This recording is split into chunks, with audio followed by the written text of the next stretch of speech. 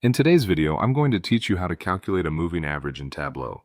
Now, a moving average is a key part of data analysis, allowing you to smooth out fluctuations and help you identify trends over time. Whether you're looking to analyze sales, profits, or any other data series, understanding this concept can be incredibly beneficial.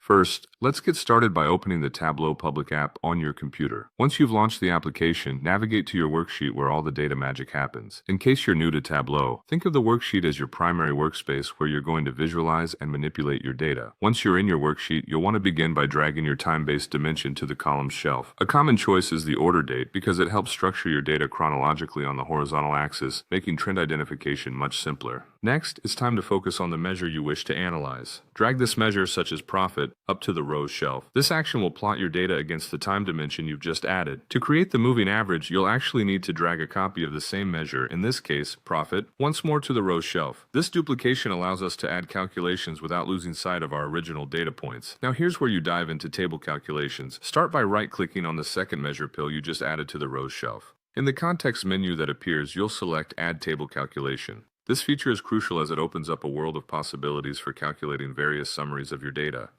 With the Table Calculation dialog open, set the calculation type to Moving Calculation. We're focusing on smoothing data here, so be sure to select Average from the drop-down menu.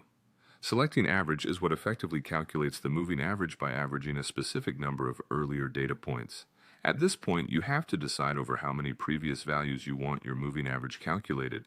In the Number of Previous Values field, enter your desired period, the number of data points Tableau will include in the moving average calculation. This setting will depend on the granularity of your data and the trends you're attempting to analyze. You might also want to consider including the current data point in your average, so there's an option to check Current Value. If your data series sometimes misses entries, you can choose what happens by selecting Null for instances when there aren't enough data points to calculate an average. This step helps maintain the integrity of your analysis without misleading values. And there you have it, a comprehensive guide to calculating a moving average in Tableau. I hope you find this tutorial helpful for your data-driven decision-making and analysis. Happy analyzing!